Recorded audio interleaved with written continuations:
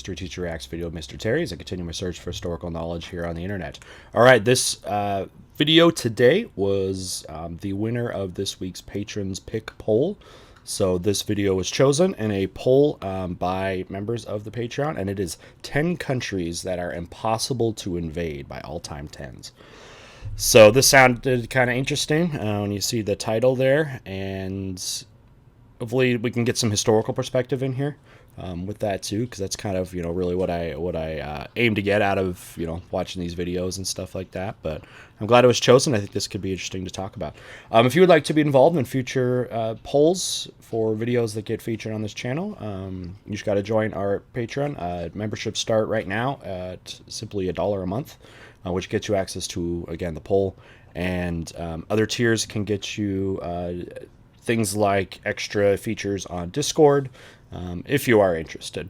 Love to have you as a sub. If you haven't subbed yet, definitely do it. Love to have you part of our group here of people checking out and trying to learn more about history. And if you like the original video, make sure you go down to the description below, and a link to that will be there too, so you can give them a like and subscribe. All right, let's go ahead and get started. 10 countries that are impossible to invade. See an American flag down here. We gonna see some America? 10 countries that are impossible to invade. Number 10, Iran. You know you're a tough country when your nickname is Fortress Iran. Let's go ahead and go, though. When you talk about this region's history, you're talking also about Persia. And Persia has constantly had different dynasties and different groups coming and going. There have been a lot of empires that have come there. You get like the famous Achaemenids early on. That's usually the Persia that you think of. And then you get later like Sassanids and Parthia, and Alexander the Great did. And again, there's so many others that go around there. But interested to see how they do this because of Iran's central location. Despite amassing powerful enemies like the US, Turkey and Saudi Arabia, Iran hasn't been invaded since World War II. A manpower of over 500,000 soldiers, as well as 1,658 tanks and 137 aircraft, make Iran hard enough to beat in a pitched battle. But what makes a potential conquest even more difficult is the nation's mountainous terrain. Sure. The topography of Iran is similar to that of Afghanistan, and that country is still full of small pockets of terrorist fighters years after the NATO invasion. Iran's government already has a network of underground missile bases and claims that they exist 500 meters under every city and province in the country. An invading force would have to take out each secluded base one by one, a bloody and endless process. Many also suspect that the Iranian nuclear program is being used to create nuclear weapons. Although the Iran nuclear deal may make some progress in limiting the country's nuclear ambitions, Iran has recently started testing missiles capable of carrying a nuclear warhead. A nuclear defense would make an invasion even less fun for anyone who doesn't like giant doses of radiation poisoning. Okay, so they're going more off the geographic basis and some of their militaristic, but especially because of who their neighbors are. Their neighbors are not really threats for invasion. I mean, the last time you had that, any kind of significant, I guess, one really was with the Soviets back in the 80s, but they ended up repelling that one. Well, in large part, too, to foreign aid, though, because it was seen as one of those proxy wars for the Cold War as well. Number 9, Australia. Fun fact, Australia's army once lost a war against emus, so invading them ought to be as simple as marching in, putting your feet up, and ordering a Foster's, right? Well, there's two things you're forgetting. 1, Foster's is terrible, don't order it. And 2, Australia is a floating desert in the middle of nowhere. Sure. I mean, Australia is heavily populated on its coasts and rather not inland. So going through the inland is a very treacherous thing because you wouldn't be able to just, I don't think, resource hop throughout the continent. You'd have to stick around the sort of especially eastern and western coast because that's where the majority of the population is. The country is nearly 11,000 kilometers from the nearest military that could take them on. And no, it's not that military powerhouse Vanuatu. Japan is the only country near enough and powerful enough to consider an invasion. They've been an ally of the land down under for decades. World War II. Even if you reach Australia, your problems are only just beginning.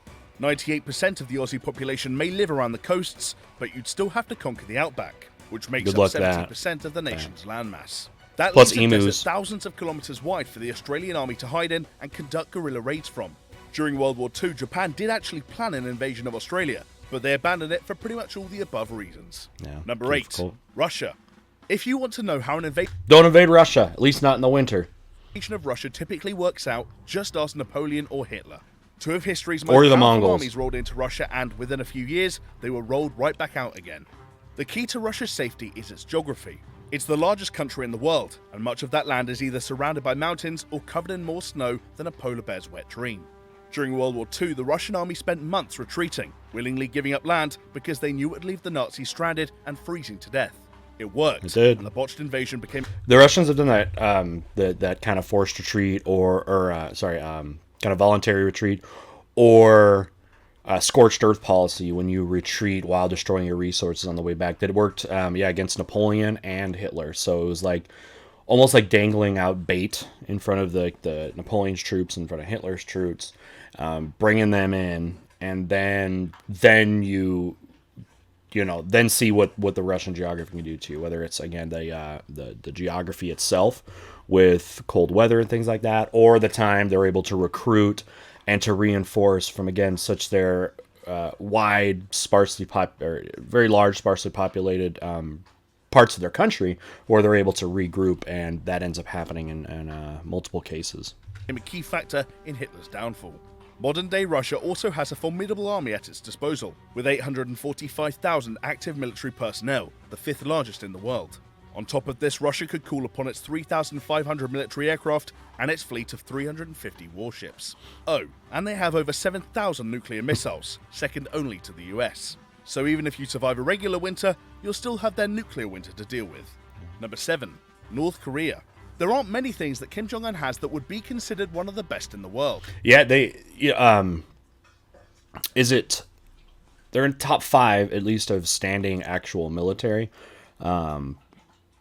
It might be higher. It might be like 2 or 3. I know the United States is first there, but that is a huge part, because when you have a country like this that has a lot of like mandatory military service or military training, meaning that you can almost consider every citizen a soldier in itself, that always is going to be quite formidable. And there's multiple nations that are actually like that, but North Korea is, of course, very famous for that, for such a large, permanent, standing army.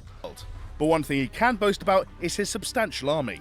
North Korea has over 1 million active soldiers, 4,200 tanks, and 222 attack helicopters. That gives them a larger military than every NATO member except Uncle Sam.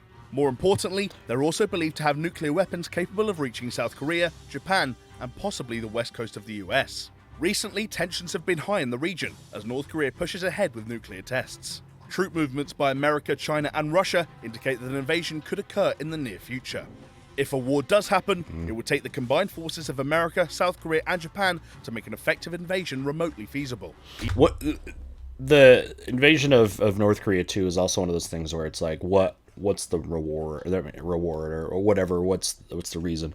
They're, talk a lot of threats and stuff, and then actually, but don't really come to fruition on all of them, which is a different topic itself. Is do threats constitute preemptive warfare and things like that? But you don't get anything out of invading North Korea, really, other than possibly dismantling a threat if you think it's a credible threat. Even then, a minimum of hundreds of thousands of people would die, a toll too high for most countries to stomach. So Kim Jong-un can kick back with a few bottles of wine. In the short term at least, he's probably safe from invasion. Number 6. Bhutan. If you've never heard of this country, we don't blame you. Bhutan is one of the most secluded nations on Earth. Tucked away in the Himalayas, it has an army of only 6,000 men with no artillery and no air force. This has got to be purely geographical, though.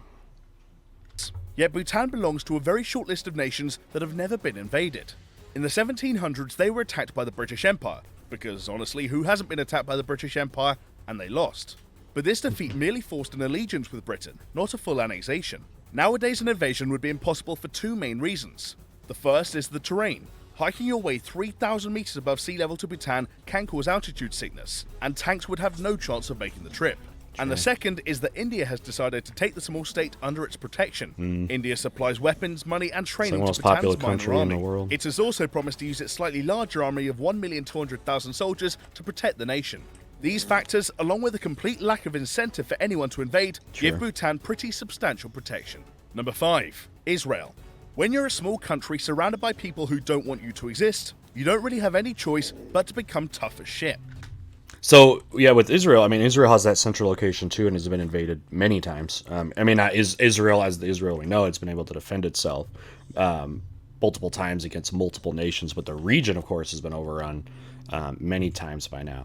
I wonder if they're going to really tie into foreign support here, how Israel does have some powerful allies, and those against them generally don't, unless amongst themselves. Israel has been in 8 wars in its short 69-year history, and it has never lost one. Though it only has an army of 176,000 troops, the country introduced mandatory military service in 1949.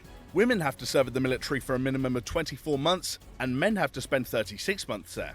So again, this is one of those scenarios where you have a nation where everyone has military training. Everyone does. And that, I think, means something. This means that a significant proportion of Israel's population is trained for warfare, and the state could call on another 1.5 million soldiers if it needed to. Israel has also developed the best missile defense system in the world, the Iron Dome. And no, there's not an actual giant dome covering Israel like in the Simpsons movie. The Israeli defense force uses the craziest means of defense possible, shooting enemy missiles out of the sky with their own missiles. So it's like a virtual dome in a way, where it's like they have so many, I guess, surface-to-air defense things, defenses network, that they think they can shoot down anything that comes into their region. That's what that is. So it's purely defensive, but apparently very effective. They're able to take out a lot of that. This insanely badass defense has successfully shot down 90% of enemy missiles before they reach their target. Number 4. Canada. The Canadians may act all nice and polite, but anyone who's seen an ice hockey match knows that they can play rough when they want to. And with a highly trained and professional army of 95,000 soldiers, taking on Canada's army would be a substantial feat in its own right. But Canada doesn't even need to fall back on its own military. Like Russia, its size and icy climate make launching a sizable force against the nation extremely difficult. On top of this, most of the population of Canada lives near its only land border, which happens to be shared with the world's most powerful military and Canada's ally. Sure, people know that small, it's most, look at all the most of the major cities, definitely not very far at all from the American coast. You have a few that are a little bit further up, maybe like Edmonton or something, but very, very close. Not that, I mean, that's climatological, so. So unless you want to fight your way through America to get there, the only way into Canada is by sailing through half-frozen waters, landing in the most remote parts of the country. Then you have to trudge south through 6 meters of snow and minus 50 degrees Celsius temperatures to get to the cities. And then, after all that, America will probably just attack you anyway. Number 3. Switzerland. It's easy to forget that Switzerland even has an army. After all, it doesn't get a lot of action. The country has been reliably neutral since 1815, and if you can turn a blind eye to the whole World War II thing, it's unlikely you're going to be dragged into any wars soon. Still, if an invasion ever does rudely disturb them from their busy lives of clockmaking, the Swiss army could put up a pretty good fight.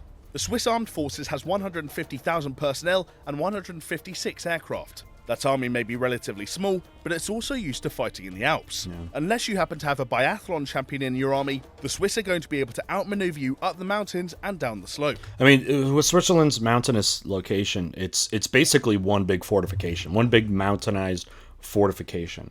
And that was a big thing that people talk about, how is Switzerland able to stay neutral, although it was in the middle, geographically speaking, of World Wars I and II, and a lot of that is because of that. It's purely defended. There have been times where, like, they have a huge percentage of their population does have military training and is part of the military that way. Plus, geographically speaking, it doesn't make a lot of sense to invade through Switzerland to get somewhere anyways, because it just doesn't work. So, there's a lot of factors going to Switzerland. So Switzerland, of course, gets that whatever stereotype. They're neutral and all that, but they are ready to fight. They absolutely are. They just understand it's not been necessary for them or really wise.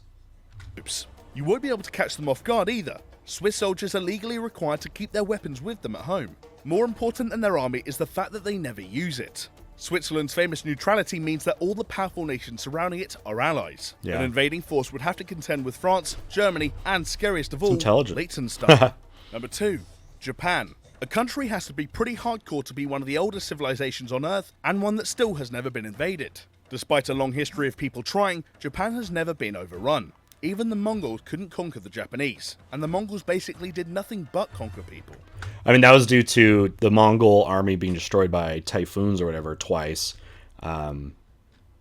because Kublai Khan engineered one of the biggest, armies or amphibious invasions ever to get to there. But nature is what really helped Japan with that, because both of those armies, years apart, got destroyed by storms. So it would have been interesting to see if without that natural intervention, if the Mongols would have been successful with that, because again, they had never been stopped up to that point.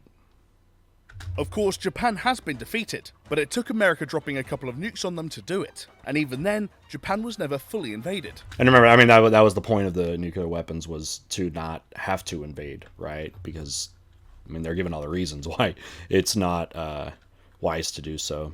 Nowadays, an invasion would be even harder. Since 2016, Japan has ramped up its military spending to $40 billion.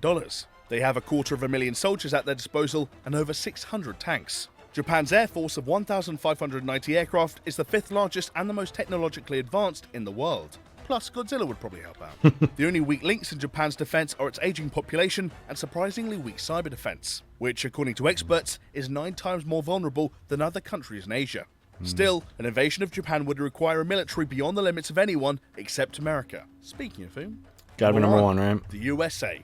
We all knew America had to be on this list somewhere. The US pumps $596 billion into its military every year, more than the next 7 highest spending nations combined. On its own, the $54 billion increase in defense expenditure proposed by President Trump is equivalent to 80% of Russia's entire military budget, on top of which the US has enough nukes to kill everyone on Earth several times over. So yeah, they're pretty safe. Even without this ridiculous military dominance, the US would be basically impossible to invade. Even from a geographic The mere scale of the US, nearly 10 million square kilometers, would make a complete conquest a multi-year endurance test, especially when you'd need a military capable of fighting effectively in the deserts of Utah, the beaches of Hawaii, and the icy hellscape of Alaska. Actually, on second thoughts, they can have Alaska. Those wouldn't Add that even to be a highly invaded, armed though. population that's been dreaming of this exact scenario since Red Dawn, and an invasion looks more and more far-fetched by the second. Sorry, Vlad, but it just isn't happening. So that was 10 countries that are impossible to invade. Which country do you think would be the toughest to take over? Did we leave any nations off the list? Let us know in the comments below. And if you want more creative country content, be sure to check out 10 new countries that could exist in 10 years, playing now. Cool. 10 countries that... Okay. All right. Yeah, good rundown. I mean, all those countries definitely would be challenging to invade.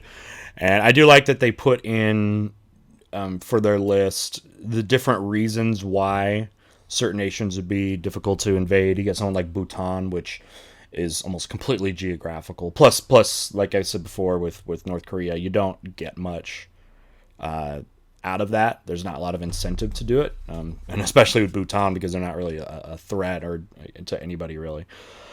But then also bringing in just like military prominence. Like America kind of had all the things, right? You have the geographic issues of them being locked by, the east and west. You got the oceans. Up north, you got Canada, who's an ally, and then Mexico wouldn't be a military threat to United States, but then its vastness. But then also talking about military spending and how much they spend, more than the next 7 countries combined, and the largest military in the world. So you have all those. But yeah, bringing in all the other things, the geographical ones and that, which is important to understand when looking at this sort of thing. So anyways, that was just kind of interesting, kind of fun to check out that way. And I guess if you live in one of those countries, you can, I don't know, sleep a little easier. If you don't, then I don't know. I wonder if there's a video of 10 countries that are the easiest to invade. We'll have to look for that one. All right. Well, anyway, top list videos are always fun, just to check out, because then you get, I guess it invites more debate and that kind of thing. So I don't know. I guess if you disagree with any of these things, or you think someone should have cracked the top 10 and someone should be bumped down, let us know. Maybe we can get a conversation going that way. But anyway, that was good to check out. So this video was voted on by Patreon members. If you'd like to do that, there'll be a link down in the description to join Patreon if you would like. Thanks for subbing, and thanks for everyone for liking the videos and things like that. Also, just a few other plugs. If you haven't joined our Discord server, you can do that as well. A link is down below too. Thanks to people that have donated and did anything to support the channel. But first and foremost, thanks for just being here and checking out the videos. and being a part of the community here, and couldn't be more thankful. All right, thanks. We'll see you next time. Bye.